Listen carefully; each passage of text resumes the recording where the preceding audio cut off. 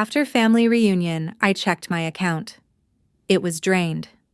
My brother-in-law snorted, "We needed it more than your stupid dogs."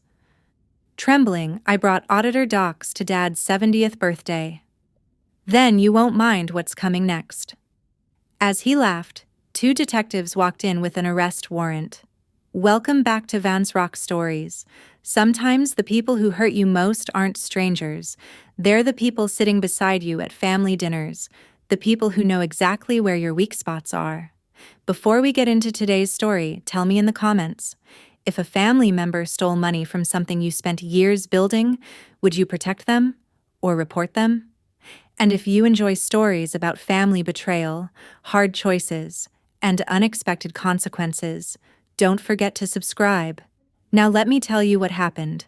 My name is Natalie Mercer. I'm 36 years old, and for most of my adult life, my world revolved around dogs. The forgotten ones, the injured ones, the dogs nobody else wanted. 7 years before everything fell apart, I bought an old property in rural Montana and turned it into Hope Valley Canine Rescue. At the time, I worked as a financial analyst for an insurance company. Every spare dollar, grant, and side income check went into building that rescue. Little by little, it worked. By the time this story began, we were helping more than 100 dogs every year. My days were split between caring for animals and managing finances, feeding schedules, vet updates, adoption paperwork, invoices, donations.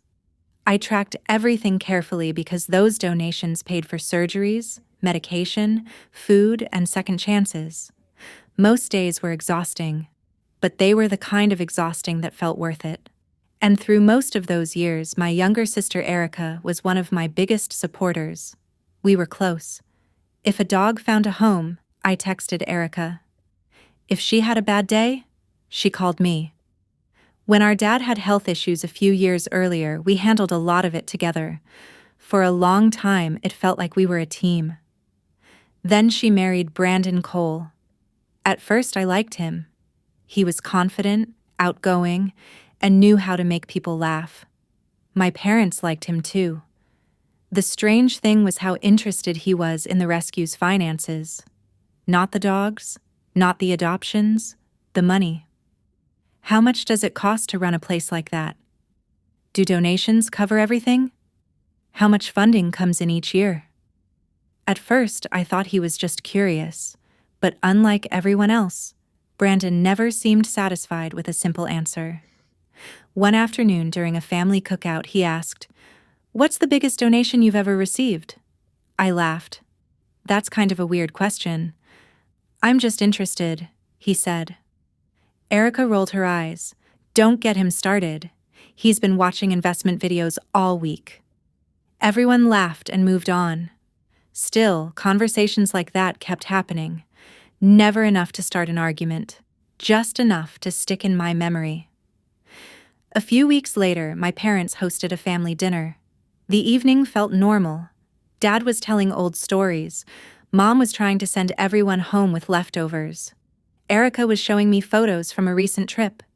Then Brandon leaned back in his chair and casually said, "You know, that rescue probably handles more money than most small businesses around here." The table went quiet for a second. I shrugged. "Maybe. Depends on the business." He nodded. "Still, that's a lot of money moving through one place." A moment later, Dad changed the subject and dinner continued. But driving home that night, I kept replaying Brandon's comment. Not because it was rude, just because it felt like he wasn't talking about the rescue at all. He sounded like he was thinking about the money. Brandon's comment should have been easy to forget. People say odd things at family dinners all the time, but over the next few months, I started noticing a pattern. Not a crime, not even a serious problem. Just little things that kept adding up. One afternoon, my phone buzzed while I was reviewing adoption applications. It was Brandon. "Hey Natalie, got a minute?" I almost let it go to voicemail. Instead, I answered, "What's up?" His voice immediately dropped into that casual tone people use when they're about to ask for something. I had an unexpected expense come up. Nothing major. I just need a little help until next Friday. I leaned back in my chair. How much? 800. I hesitated. Not because of the amount, because this wasn't the first time. Still, he was family, so I transferred the money. Thanks, he said. Seriously, you'll have it back next week.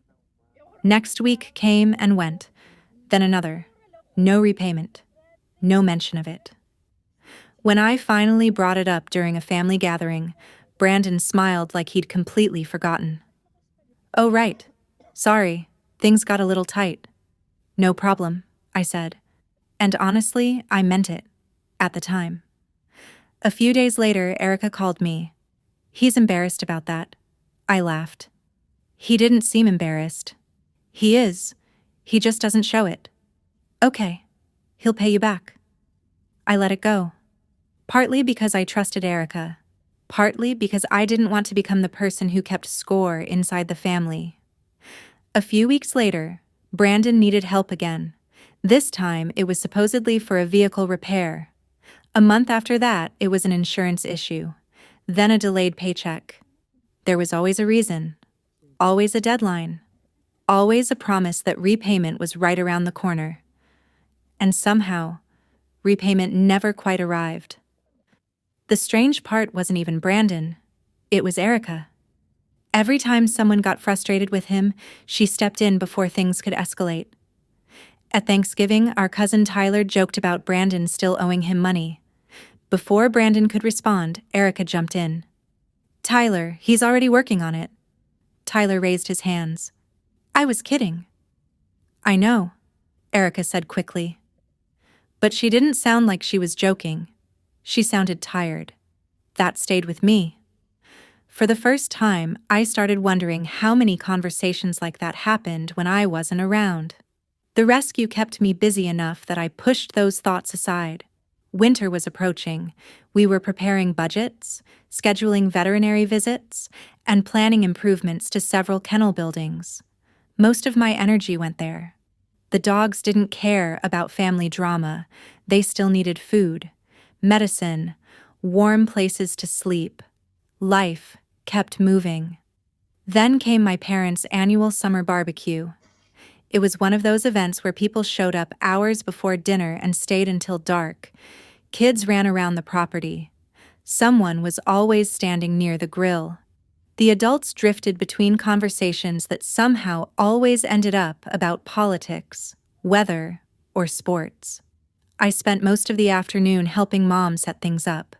At one point, she asked me to grab a serving tray she'd left inside the house. I walked through the kitchen and headed toward Dad's small home office. The tray was sitting on a side table near the doorway. As I stepped inside, I stopped. Brandon was standing next to the desk, alone, looking down at a stack of papers. Not family photos, not mail, paperwork, financial paperwork. For a second, he didn't notice me. His eyes moved across the page like he was actually reading it. Then he looked up. Oh. His expression changed instantly. Not panic, just surprise. The kind people have when they're caught doing something they weren't expecting to explain. What are you doing? I asked. He immediately set the papers down. Nothing. I glanced at the desk. Those Dad's documents? I think so. He laughed lightly. I was actually looking for a pen. A pen. There wasn't a pen anywhere near where he'd been standing. Before I could say anything else, he clapped me on the shoulder and walked toward the hallway. Hey, did you see the game last night? He asked. The topic changed so fast it almost gave me whiplash. No. You should watch the highlights. Then he kept walking. Just like that. I stood there for another moment, the serving tray suddenly forgotten, looking at the papers, looking toward the hallway where Brandon had disappeared. Outside, I could hear everyone laughing. The barbecue was still going. Nothing looked different. But when I finally picked up the tray, I found myself wondering why someone searching for a pen had been reading paperwork instead. September was always our busiest month. If you run an animal rescue, you learn pretty quickly that good intentions aren't enough. Dogs need food whether donations are coming in or not. Vet bills don't wait. And Montana winters definitely don't care about your budget. So every fall, we held our biggest fundraising event of the year. For most people, it looked like a fun community gathering. For me, it was survival. I was sitting at my office desk one morning when my volunteer coordinator, Megan, knocked on the door. "You slept here again, didn't you?" I looked up. "No." She raised an eyebrow. "Natalie." "Okay, maybe for a few hours." She laughed. "That's not sleeping, that's camping." "So what's got you stressed?" I turned my monitor toward her. The renovation budget. Her smile disappeared. "Oh. Yeah." The rescue had grown faster than we expected. Except our kennel buildings hadn't grown with it. Repairs were becoming more frequent. Heating costs kept climbing. The upcoming winter project wasn't optional anymore. If we wanted to safely house more dogs, we needed major upgrades. New insulation, improved drainage, additional heated kennel space. The price tag made my stomach hurt every time I looked at it. "This is the biggest project we've ever done," Megan said. "I know." "You think we can pull it off?" I stared at the numbers. "We have to." That became my mindset for the next several weeks. Every spare minute went into preparing for the fundraiser, calling donors, meeting sponsors, reviewing budgets, coordinating volunteers, and answering questions. But there was also something exciting about it. For the first time, the rescue wasn't just surviving. We were planning for the future. People believed in what we'd built. One afternoon, Erica stopped by with coffee and sandwiches. "You look terrible," she said. "Thanks. You know what I mean." "I do." She looked around the office. "Big fundraiser stress?" "The usual." For a few minutes, we talked about our parents, her kids, and a new dog she'd adopted. Just sisters talking. Eventually, she stood up. "You're going to make this happen." "I hope so." "No, you always do." Then she hugged me and left. The fundraiser finally arrived on a cool Saturday afternoon. The property looked completely different. Food trucks lined one side of the field. Families wandered between booths. Kids played with rescue puppies. By noon, the place was packed. I barely sat down once. Everywhere I turned, somebody needed something. A sponsor had a question. A volunteer needed help. An adopter wanted information. It was chaotic. But it was the good kind of chaos. Around mid-afternoon, I slipped into my office to check donation numbers. I finally had a moment to breathe. The early totals looked promising. Very promising. I leaned back in my chair. Maybe we'd actually hit our goal. Maybe the renovations could finally happen. A knock sounded at the open door. Megan appeared. "You should come see this." "What now?" "Just trust me." I followed her outside. A local family had just completed an adoption we'd been working on for months. The little boy hugged the dog so tightly that several volunteers started crying, including me. I wiped my eyes. "Okay, that was worth interrupting me for." "Told you." For a moment, everything felt perfect. The turnout, donations, and adoptions. Even my stress level had started to ease. Then I heard someone shouting, "Natalie!" I turned immediately. One of our volunteers was running toward me. Her face had gone pale. "It's Baxter." My stomach dropped. Baxter was one of our rehabilitation dogs. Older, fragile, still recovering. "What happened?" "I think he's having a seizure." Everything else disappeared. The fundraiser, the donations, the schedules. None of it mattered. I sprinted toward the medical kennel. People moved out of the way as I ran. Behind me, volunteers were already calling for emergency supplies. My office door was still open. My laptop was still sitting on my desk. And without thinking twice about it, I left everything exactly where it was and ran straight toward Baxter. Baxter survived. That was the first thing I cared about. The seizure looked terrifying in the moment, but after the emergency vet examined him, we finally got some good news. He was stable and resting. By the time I sat down again, the fundraiser was winding down. I was exhausted. The kind of exhausted where your brain starts moving slower than normal. Volunteers were packing equipment. Families were heading home. A few sponsors stopped to congratulate us on the turnout. I smiled, thanked people, shook hands. But mostly, I was running on autopilot. The following 2 days disappeared into paperwork. Fundraisers always created extra work.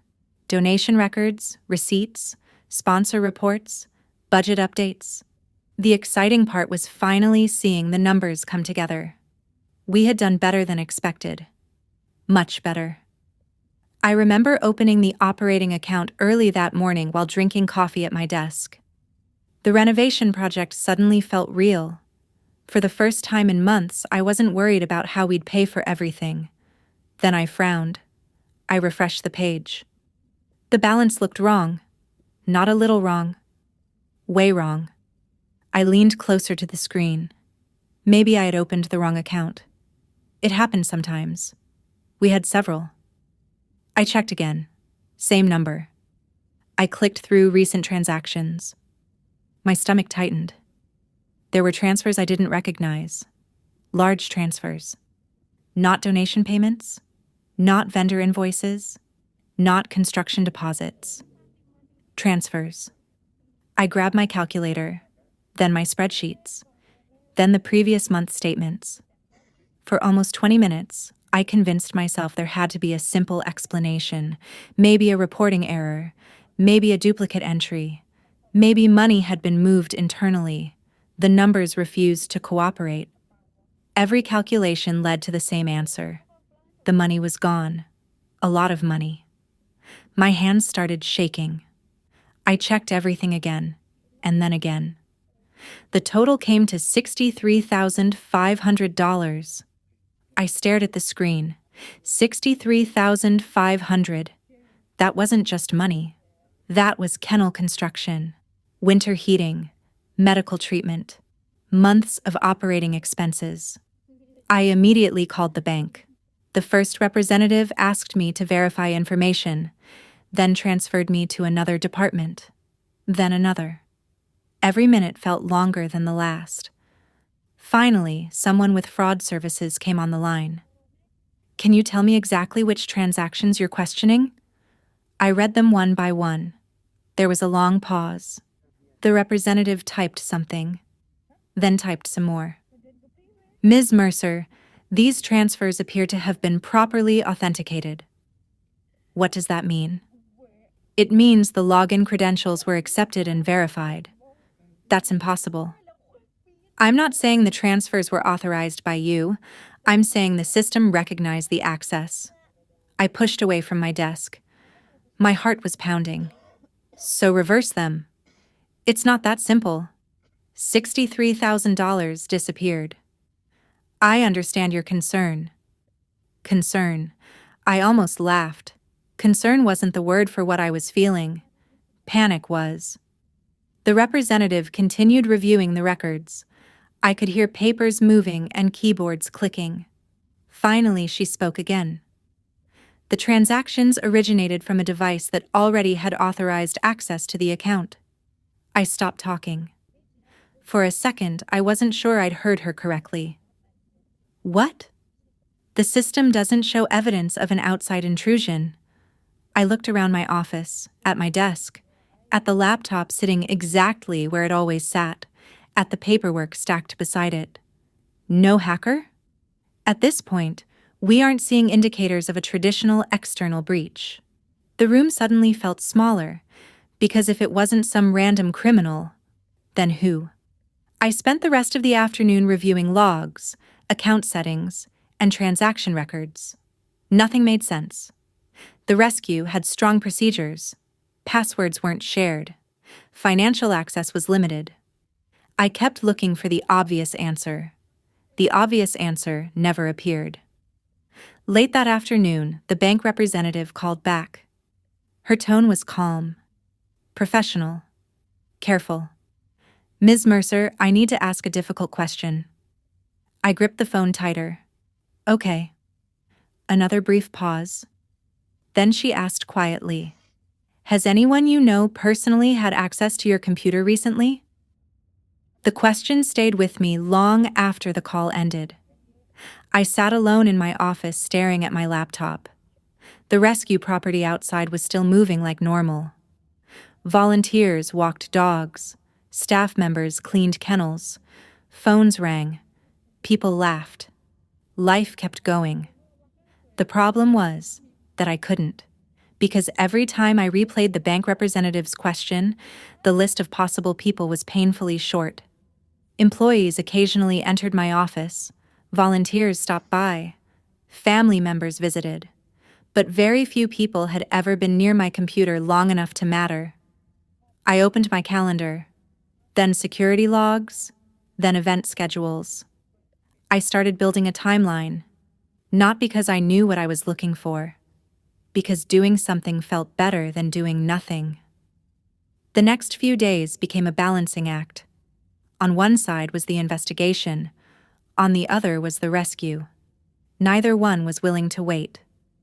One morning, Megan walked into my office carrying invoices. "You haven't approved these yet." I rubbed my eyes. "Sorry." She set the paperwork down. "Tell me what's going on." I hesitated. Very few people knew about the missing money. I had intentionally kept it that way. The last thing I wanted was panic spreading through the organization. Still, Megan had been with me almost from the beginning. If anyone deserved honesty, it was her. "Some funds are tied up right now." Her expression changed immediately. "How tied up?" "Enough that I need to review everything before we spend another dollar." She sat down slowly. "Natalie, should I be worried?" I looked away. "I don't know yet." That answer didn't make either of us feel better. By the end of the week, difficult conversations started happening. The kennel contractor called, asking about renovation deposits. The veterinary clinic asked when several outstanding invoices would be paid. Nothing was overdue yet, but people were expecting movement, and I couldn't give them clear answers. Every delay felt like another weight landing on my shoulders. Meanwhile, the investigation kept producing more questions. The bank provided additional transaction records. An independent auditor agreed to review everything. I expected the money to have gone into one account, maybe two. Something simple. It wasn't. The funds had been divided. Portions moved through multiple destinations. Several transfers happened within hours of each other. The auditor pointed at one section of the report. "Whoever did this planned it." I frowned. "What makes you say that?" "Look at the structure." He rotated the monitor toward me. The money wasn't taken all at once. I studied the screen. He was right.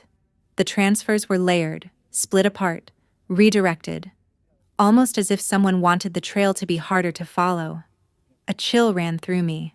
This wasn't somebody making a desperate decision in the middle of a bad day. This looked deliberate, calculated. The realization made everything feel worse. Because accidental mistakes can be fixed, carefully planned actions are different.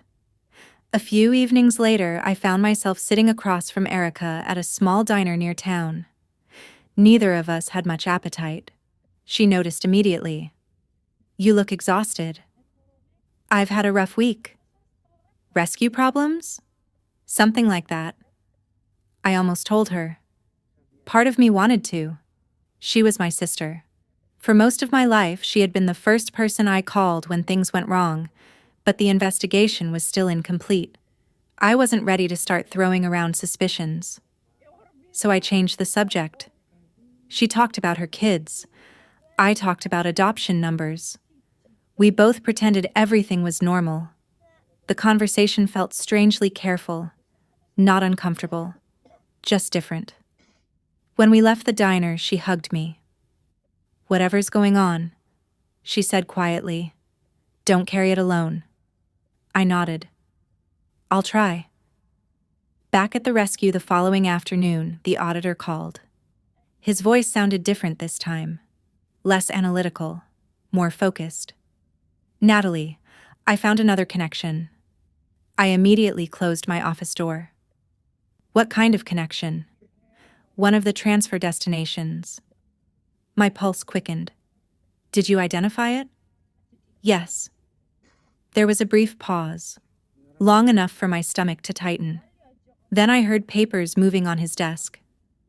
"Natalie," he said carefully, "before I tell you the name, are you sitting down?" I lowered myself into my chair. "Yes."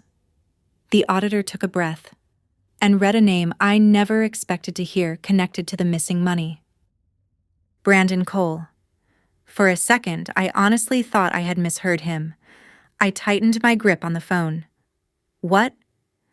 "The account is connected to Brandon Cole." I stared at the wall across from my desk. "No." The answer came out automatically, not because I had evidence, because my brain refused to process it.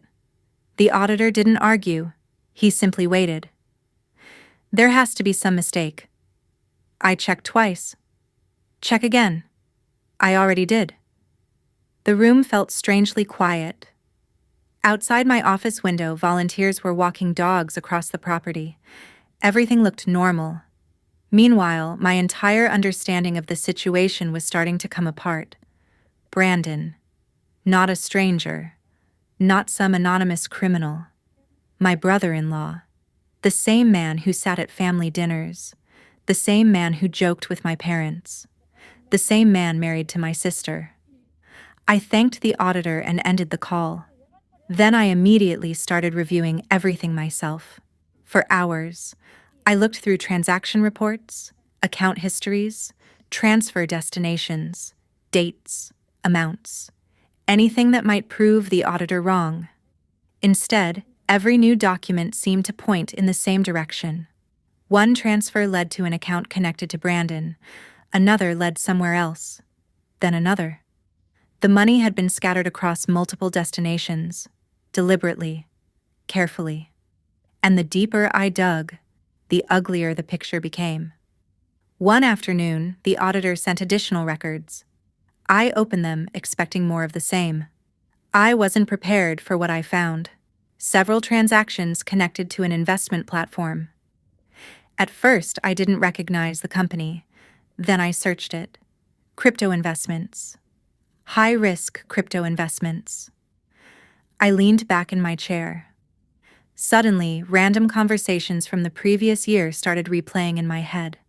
Brandon talking about market opportunities. Brandon talking about people getting rich overnight. Brandon constantly watching investment videos. I remembered Erica rolling her eyes during one family barbecue. Don't get him started. At the time, it seemed harmless. Now it didn't. I called the auditor back. "Are these losses?" "Looks that way." "You're sure?" "As sure as I can be without subpoena power." I rubbed my forehead. "So you're telling me some of the rescue money may have been used to cover investment losses?"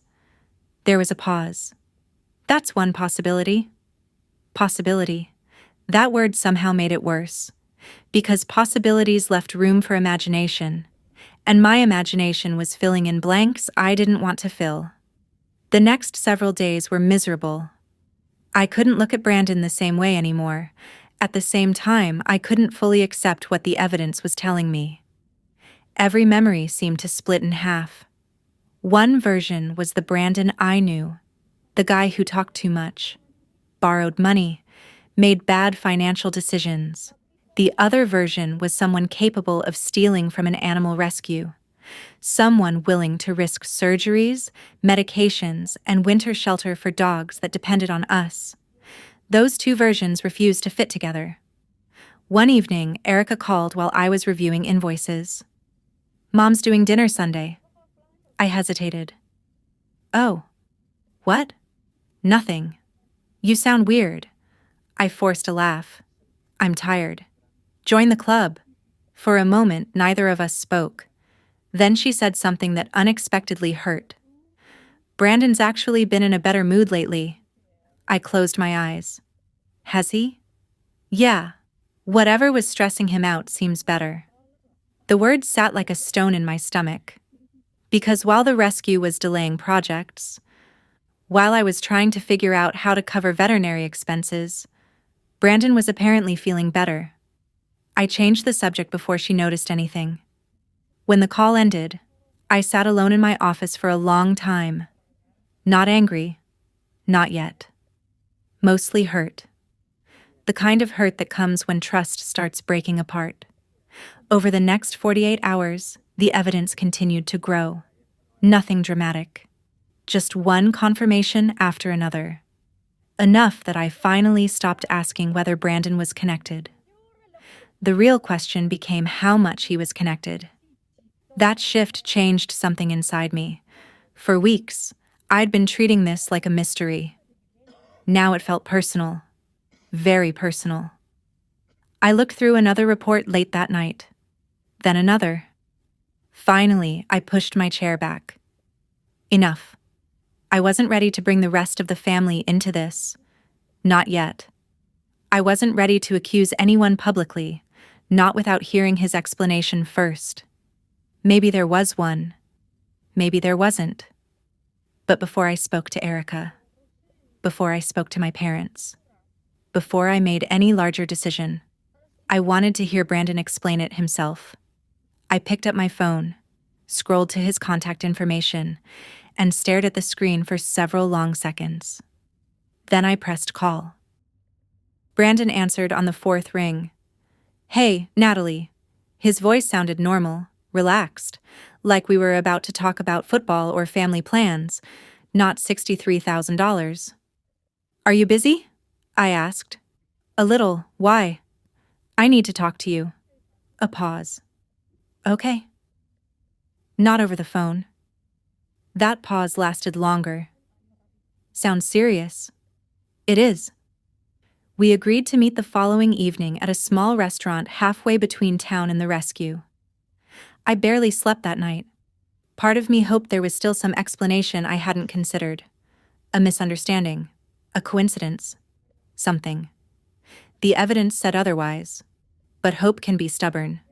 The restaurant wasn't crowded. A few families sat near the windows. A couple occupied a booth in the corner. Normal people having normal evenings. Meanwhile, I walked in carrying enough anxiety to fill the entire building. Brandon arrived a few minutes later. He slid into the booth across from me. You look awful. I didn't laugh. His smile disappeared. Okay, he said slowly. What's going on? I pulled a folder from my bag.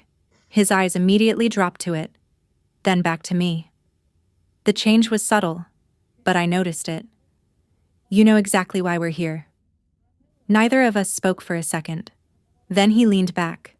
Natalie. Don't. His jaw tightened. I opened the folder. Transaction records, transfer reports, audit summaries. I placed them on the table between us. His eyes moved across the pages.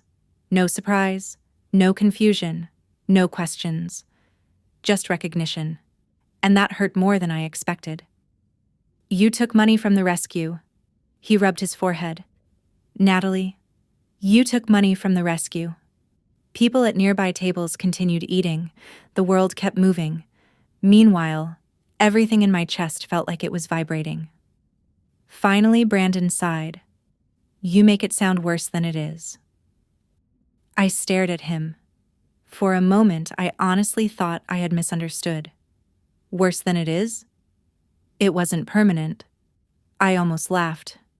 Not because it was funny, because it was unbelievable. $63,000 disappeared. I was going to put it back. The words landed like a punch. Not denial, not confusion, not even an excuse, a justification. You stole from a nonprofit. It was a loan. No. Yes. No, Brandon. I leaned forward. A loan requires permission. His expression hardened. You don't understand what was happening. Then explain it. For the first time, he looked frustrated. Not guilty. Frustrated. Like I was making things difficult. The investments were supposed to recover. I stared at him. The crypto investments? His eyes flickered. That told me enough. I knew it. He shook his head. You don't know the whole story. Then tell me.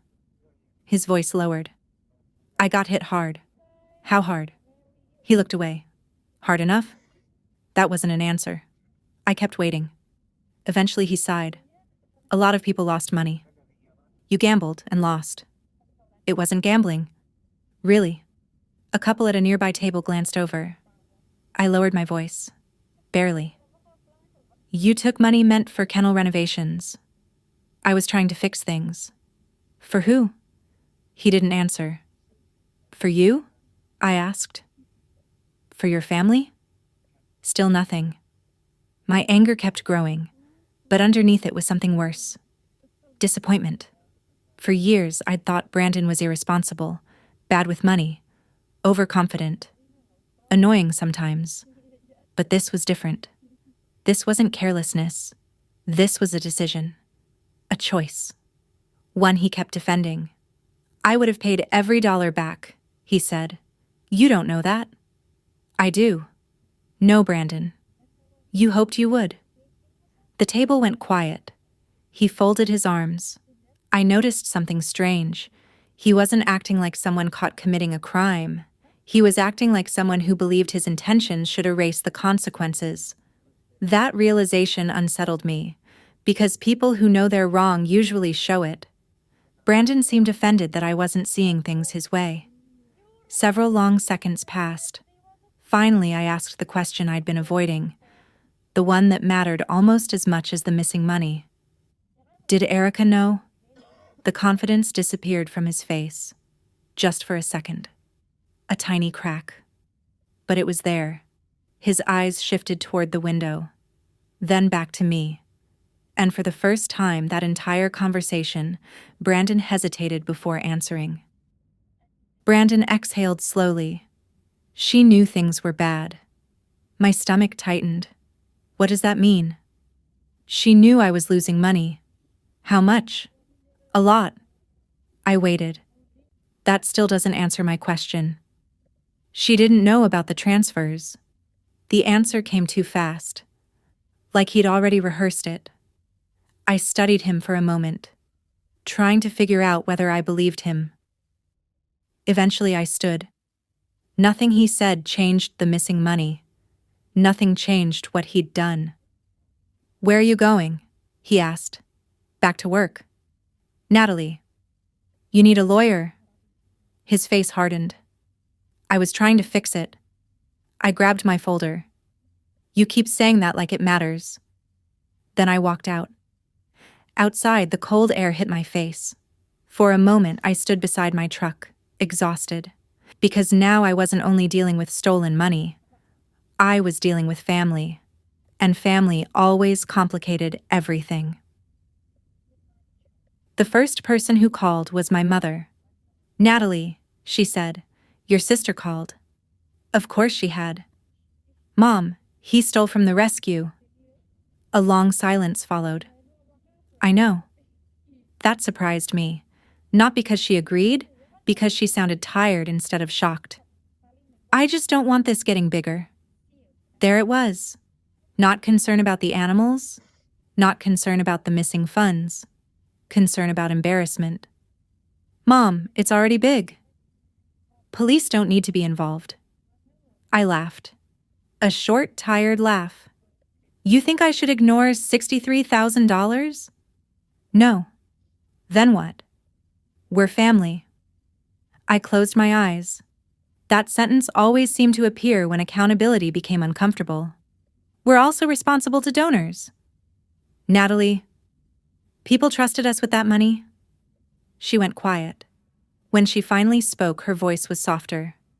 I know. But it didn't feel like enough. The pressure kept building. A cousin called, then an uncle, then relatives I barely spoke to. Nobody defended Brandon outright, but several cared more about keeping things private. Think about Erica. Can't this stay in the family? What happens if people find out? That last question annoyed me every time. People already knew something was wrong. Projects were delayed. Bills were waiting. The rescue board had been informed. Pretending nothing happened wouldn't change reality. One afternoon, I dropped into a chair beside Megan after another frustrating call. "Family?" she asked. I nodded. "That bad?" "Pretty much." She handed me a bottle of water. Then she asked something simple. "Are any of them asking how the rescue is doing?" I looked at her and realized almost nobody had. Most conversations centered around Brandon, or Erica, or family reputation. Very few people asked about the animals. That realization stuck with me. A few days later, Erica showed up at the rescue. She looked exhausted, the kind of tired that sleep couldn't fix. "You won't answer my texts," she said. I didn't know what to say. She nodded. "Fair enough." We walked slowly toward the kennels. Dogs barked in the distance. Volunteers worked nearby. Normal sounds on a very abnormal day. "I talked to Brandon," she said. I figured. He admitted everything. Hearing it from her made it feel final. No more doubt. No more hoping the evidence was wrong. "I'm sorry," she whispered. "So am I." We kept walking. Then Erica stopped. "I need you to believe something." I folded my arms. "What?" She took a shaky breath. "I knew we were having financial problems." I stayed silent. I knew he'd lost money. I knew about debts. Her voice cracked. But I didn't know about the rescue money. The wind moved through the trees behind us. Erica looked directly at me. And for the first time since this started, she seemed genuinely afraid that I might not believe her. "I believe you." The words came out quietly. Erica closed her eyes and let out a shaky breath. "Thank you." That didn't fix anything. I was still hurt, still angry. But believing Erica and trusting Brandon were two different things. For the first time, I was separating them. We stood beside the kennels for a moment before Erica spoke again. "He's still saying he was going to pay it back." "Of course he is. He honestly believes that." "I know." That was the problem. Brandon talked about intentions. I kept looking at consequences. Before leaving, Erica hesitated. "Can I see the documents?" "The audit?" "All of it." That surprised me. For months she'd been caught in the middle. Now she wanted facts. "Come by tomorrow." She nodded. And for the first time in weeks, something felt different. Small, but real. The next afternoon, Erica sat across from me while I spread documents across my desk. Bank reports, transfer records, audit summaries. The room stayed mostly quiet. Eventually, she stopped at the transfer timeline. "Wait." She pointed at a date. "That's weeks before the fundraiser." "Yeah." She flipped through several pages, then looked up. "This wasn't one decision." "No.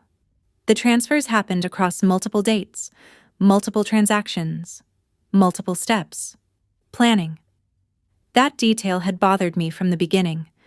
Desperation was one thing. This was something else. Erica leaned back slowly. "He told me it happened because he panicked." I didn't answer. The documents already had. Word continued spreading through the family, and slowly some opinions started changing. Relatives who had pushed me to stay quiet began asking different questions. What exactly did the audit find? How long was this going on? One evening, my uncle called. The same uncle who had spent weeks insisting everything stay private. "I reviewed what you sent." I waited. Then he sighed. "That doesn't look accidental?" No. No, it doesn't." When the call ended, I felt something I hadn't felt in weeks. Not victory, validation. People were finally seeing what I was seeing. Not everyone, But enough. Meanwhile, Brandon kept making things worse. The more evidence appeared, the more defensive he became. He blamed stress, bad investments, bad luck. Everything except the choice he made. And Erica was starting to notice. The questions she asked had changed. The excuses were disappearing. One evening she called me after another argument with him. He still won't answer directly. About what? The transfers. I stared out my office window. Dogs were running in the exercise yard. Volunteers laughed nearby. Normal life continuing around a disaster. What are you thinking? Erica asked. I was quiet for a second. I'm tired. Yeah. No. Really tired. Tired of repeating facts. Tired of waiting for accountability. Tired of watching everyone argue around the truth. A few days later, Dad's 70th birthday was approaching. The entire family would be there. Normally, I'd have been helping organize it. Instead, I sat alone in my office after sunset. The audit binder rested on my desk beside bank records and printed reports. I stared at the stack for a long time. Then I started organizing everything into folders. When I finished, I placed them carefully into my bag. Because I had finally made a decision. I was bringing every document with me to Dad's birthday party. I kept my hand on the folder for a second before opening it. My heart was pounding, not because I doubted the evidence, because I knew what would happen once everyone saw it. There would be no going back. Dad's 70th birthday dinner had started like every family gathering. Too much food, too many conversations. Kids running through the house, Mom reminding everyone to take pictures. For nearly an hour, I almost convinced myself not to do it. Maybe this wasn't the right day. Maybe Dad deserved one peaceful evening. Then I looked across the room. Brandon was laughing with a group of relatives. Relaxed, comfortable, completely unbothered. And something inside me settled. I wasn't here to start a fight. I was here because people deserve the truth. Dad was opening gifts when I finally stood up. Can I show everyone something? The room gradually quieted. My father's smile faded into confusion. Natalie? I carried the folders to the dining table. The second Brandon saw them, his expression changed. Just for a moment. But I caught it. So did Erica. I laid the documents out carefully. No accusations. Just facts. I want everyone to understand what's been happening at the rescue. Mom immediately looked nervous. Several relatives exchanged glances. Nobody interrupted. So I began walking through the timeline. Bank statements, transfer dates, audit reports, transaction histories.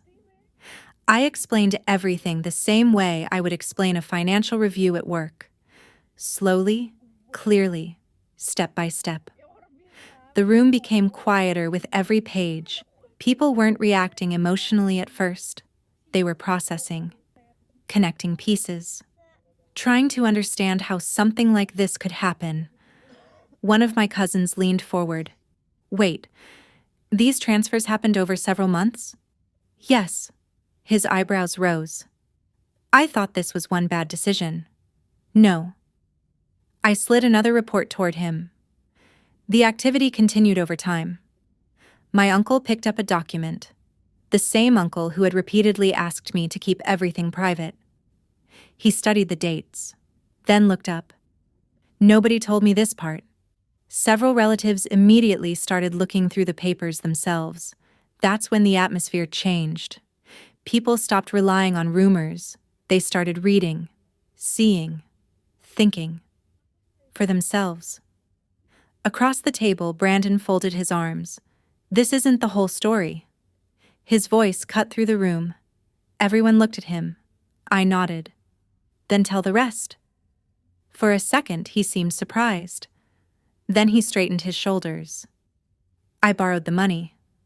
A few relatives stared at him. Borrowed. Not stole. Borrowed. Even now he was choosing that word. I was trying to recover investment losses. He continued. I plan to put everything back. Nobody responded immediately. Then my cousin Rachel frowned. Without asking? Brandon shifted. It wasn't supposed to become permanent. Another relative spoke up. But it did. He opened his mouth, closed it, tried again. I was under pressure. That answer might have worked weeks earlier. Not now, not with documents spread across the table.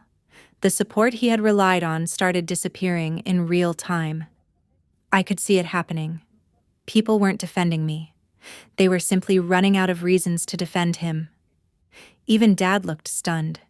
He kept flipping through pages as if hoping he misunderstood something. Mom sat quietly beside him. For once, she wasn't asking everyone to keep the peace. She was just listening. And Erica hadn't said a word. She sat near the end of the table staring at the documents. Every so often she'd glance toward Brandon, but there was no defense left in her eyes. Only disappointment. That seemed to affect Brandon more than anything else. His confidence started cracking. He talked faster. His explanations became longer, less convincing. I was going to fix it. You don't understand how bad things got. I never meant for any of this to happen. The more he spoke, the worse it sounded. Finally, my uncle set down a report. Brandon. The room fell silent. You had months to stop. Brandon didn't answer. You had multiple opportunities to tell someone. Still nothing. You chose not to. The silence that followed felt heavier than any argument. For the first time all evening, Brandon looked genuinely cornered. He glanced around the room, searching for support, finding very little. Then he straightened suddenly, like he'd found a way to regain control. Fine, he said. If everyone wants the truth, then let's talk about... A sharp knock echoed through the house. Everybody froze. One knock, then another. Louder this time. The entire room turned toward the front door, and Brandon stopped talking mid-sentence. I don't remember standing up. 1 second, everyone was staring at the front door. The next, my father was already halfway across the room. Another knock echoed through the house. Short, firm, official. Dad opened the door. 2 people stood outside. One was a local investigator I recognized from town. The other carried a folder. The room instantly went silent. Nobody needed an explanation. Everybody understood. Reality had finally arrived. The investigator stepped inside. We're looking for Brandon. Across the dining room, Brandon's face lost what little color it had left. Nobody moved. Nobody argued. Nobody tried to stop them. For weeks, everything had stayed inside the family. Now it didn't. And that changed everything. Brandon slowly stood. Do I need a lawyer? He asked. The investigator nodded. I'd recommend speaking with one. No dramatic scene followed. No shouting. No handcuffs. Just silence. The kind that settles over a room when people finally realize there isn't another explanation coming. Brandon looked around once. At Mom. At Dad. At Erica. At me. Then he walked toward the door. A few seconds later, he was gone. And for the first time in months, nobody rushed after him. The days that followed felt strange. Part relief, part grief, part exhaustion. The investigation moved forward. At the rescue, life didn't pause. Dogs still needed medication. Bills still arrived. The missing money hadn't magically returned. The winter renovation project was delayed. I spent too many nights staring at budgets, trying to keep everything moving. Then something happened that I never expected. People found out. I was terrified donors would lose confidence. Instead, supporters started showing up. Donations increased. Handwritten notes arrived in the mail. Local businesses offered help. Volunteers picked up extra shifts. One retired contractor called and said, I heard what happened. Tell me what needs fixing. I nearly cried after that call. Not because of the money, because people believed us. They believed we had protected the organization even when it would have been easier to stay quiet. The family changed too. Not overnight. Not perfectly. Some relationships never returned to what they were before. But something shifted. Relatives who had pressured me to stay silent started apologizing. My uncle stopped by the rescue one afternoon. I should have listened sooner. I looked at him.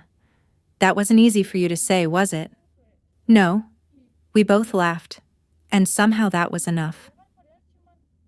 The biggest change happened with Erica. For months she had been trapped between the husband she loved and the truth she couldn't ignore. There were no dramatic speeches, no perfect resolution, just difficult decisions. Protecting her children became more important than protecting appearances. One evening she came to the rescue after closing time. We sat outside one of the kennel buildings. Eventually she looked over at me. I should have paid attention sooner. I shook my head. You wanted to believe someone you loved. She stared out toward the property. Then she smiled sadly. I don't want my kids growing up thinking excuses are the same thing as accountability. We sat quietly listening to dogs bark in the distance. Sisters again. Not exactly the same as before, but real. Winter eventually gave way to spring. The rescue survived. Then it started growing again. The new heated kennel space was completed. The drainage system was upgraded. The oldest structures were repaired. One morning, I stood beside the renovated kennels while volunteers prepared for the day. Dogs barked. Someone laughed near the office. A truck pulled into the parking lot carrying donated supplies. Normal sounds. The kind you stop noticing until they're almost taken away. I looked across the property and thought about everything that had happened. The missing money, the investigation, the disappointment, the people who walked away, the people who stayed. For a long time, I thought this story was about losing trust in someone I considered family. Standing there that morning, I realized something unexpected. The bigger story wasn't about the one person who betrayed that trust. It was about discovering how many others never stopped believing in me. And somehow, that ended up mattering more. Sometimes telling the truth creates conflict before it creates clarity, but avoiding the truth rarely protects the people counting on us. If this story connected with you, share your thoughts in the comments. Have you ever been pressured to stay quiet when you knew something wasn't right? And if you enjoy stories like this, don't forget to like and subscribe for more real-life drama and life lessons. Thanks for listening. Take care, and I'll see you in the next story.